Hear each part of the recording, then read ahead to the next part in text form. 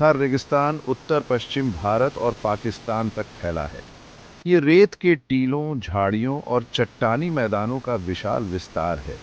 ये रेगिस्तान, जिसे ग्रेट इंडियन डेजर्ट भी कहा जाता है, खूबसूरती और कठोर परिस्थितियों का स्थान है। हम थार रेगिस्तान के बीचों बीच जाएंगे। यहाँ हम एक ऐसी दुनिया देखेंगे जो विपरीतताओं से बनी है। थार रेगिस्तान भारत के सबसे बड़े राज्य राजस्थान के एक बड़े हिस्से में फैला है। यह गुजरात, हरियाणा और पंजाब के कुछ हिस्सों में भी है।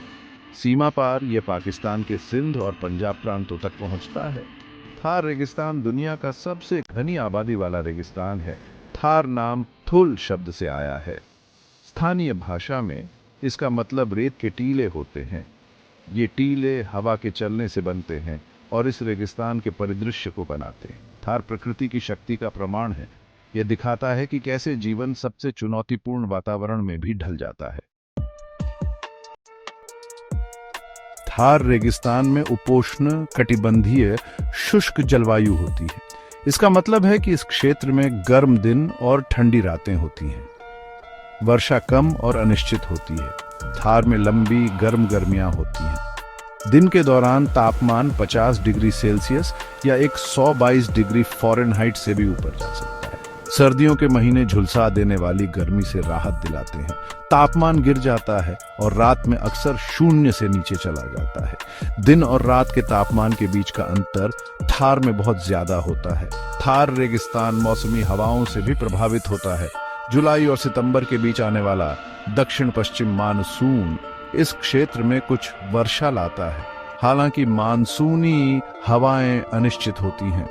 वे अक्सर थार को पूरी तरह से छोड़ देती हैं, जिससे लंबे समय तक सूखा पड़ता है। गर्मियों की गर्म शुष्क हवाएं, जिन्हें लू कहा जाता है, शुष्क परिस्थितियों को और भी बदतर बना देती हैं।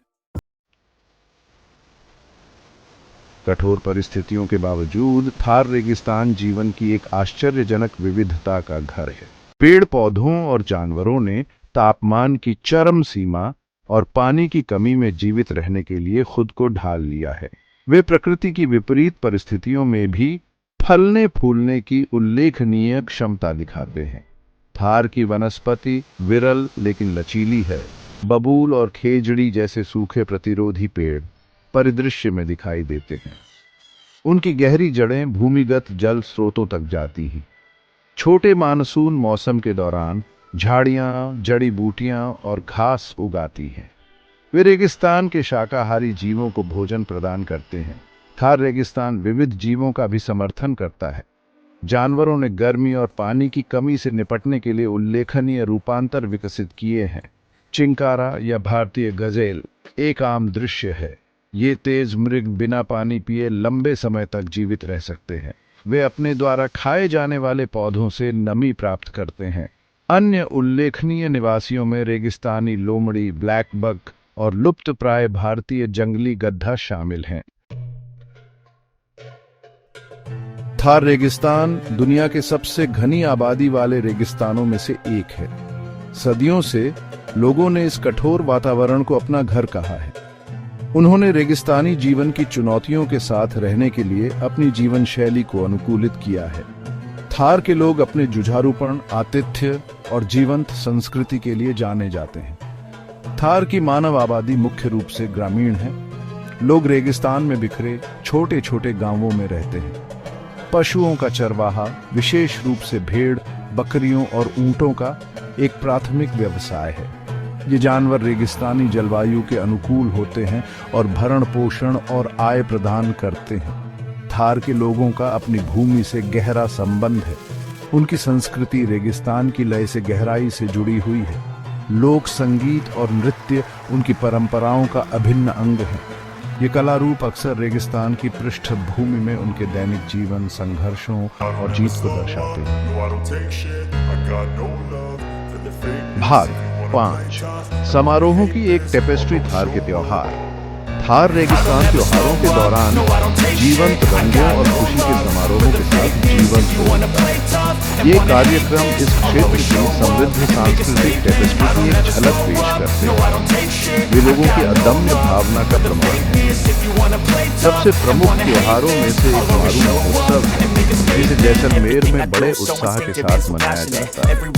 ये त्योहार थार की समृद्ध सांस्कृतिक विरासत को प्रदर्शित करता है। लोक संगीत और नृत्य प्रदर्शन, ऊंट दौड़ और स्थानीय हस्तशिल्प का प्रदर्शन इस जीवंत कार्यक्रम के मुख्य आकर्षण।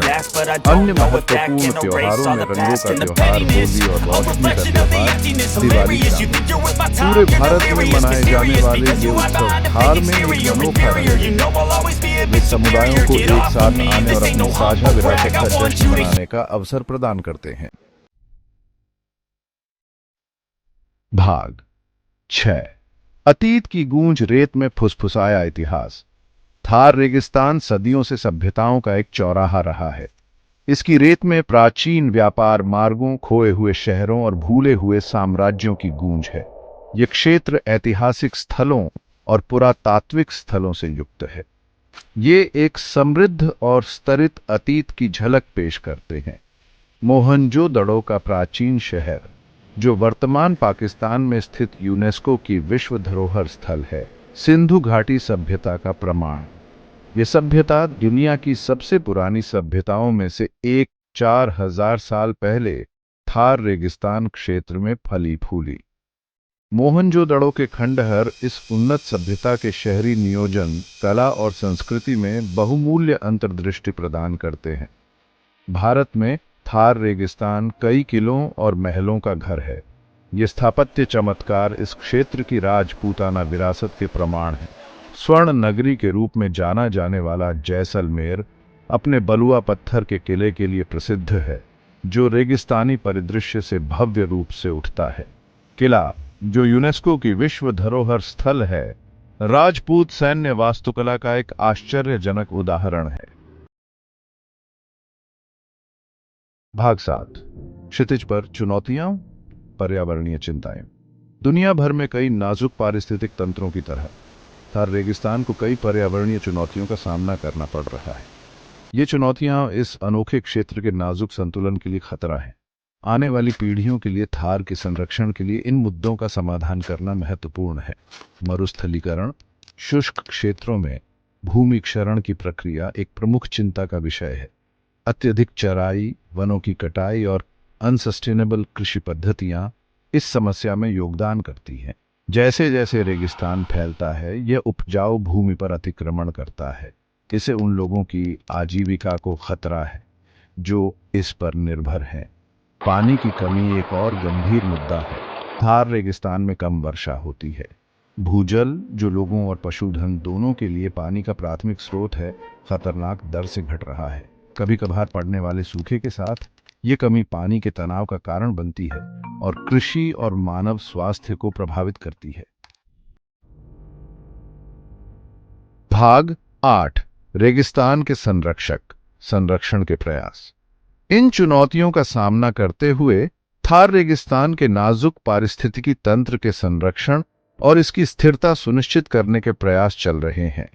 इन पहलों में इस अनोखे क्षेत्र की रक्षा के लिए स्थानीय समुदाय, सरकारी एजेंसियां और गैर सरकारी संगठन एक साथ काम कर रहे हैं। संरक्षण का एक महत्वपूर्ण पहलू स्थायी भूमि प्रबंधन प्रथाओं को बढ़ावा देना है। इसमें चक्रीय चराई को प्रोत्साहित करना, सूखा प्रतिरोधी फसलें लगाना और वनीकरण कार्यक्रमों को लागू करना शामिल है। निम्नीकृत भूमि को पुनर्स्थापित करके और आगे मरुस्थलीकरण को रोककर इन प्रयासों का उद्देश्य थार के पारिस्थितिक संतुलन को बहाल करना है। जल संरक्षण ध्यान केंद्रित करने का एक और महत्वपूर्ण क्षेत्र है। पहलों में वर्षा जल संचयन तकनीकों को बढ़ावा देना, सतही जल अपवाह के संरक्षण के लिए चेक डैम का निर्माण और कुशल सिंचाई विधियों को लागू करना शामिल है। जल संसाधनों का अधिक प्रभावी ढंग से प्रबंधन करके इन प्रयासों का उद्देश्य पानी की कमी को कम करना और क्षेत्र की दीर्घकालिक स्थिरता सुनिश्चित करना है। भाग 9 निष्कर्ष। थार की स्थायी भावना। थार रेगिस्तान अद्भुत सुंदरता और उल्लेखनीय लचीलेपन की भूमि है। यह विपरीत परिस्थितियों में भी प्रकृति की अनुकूलन और विकास करने की शक्ति का प्रमाण है। अपनी समृद्ध संस्कृति और परंपराओं के साथ रेगिस्तान के मानव निवासी सदियों से इस चुनौतीपूर्ण वातावरण के साथ रहे हैं। थार रेगिस्तान एक चौराहे पर खड़ा है। इसके भविष्य का संरक्षण हमारे प्रयासों पर निर्भर करता है। स्थायी प्रथाओं को बढ़ावा देकर हम थार की रक्षा कर सकते हैं। थार अपनी स्थायी भावना के साथ हमें याद दिलाता है कि जीवन एक रास्ता खोज लेता है।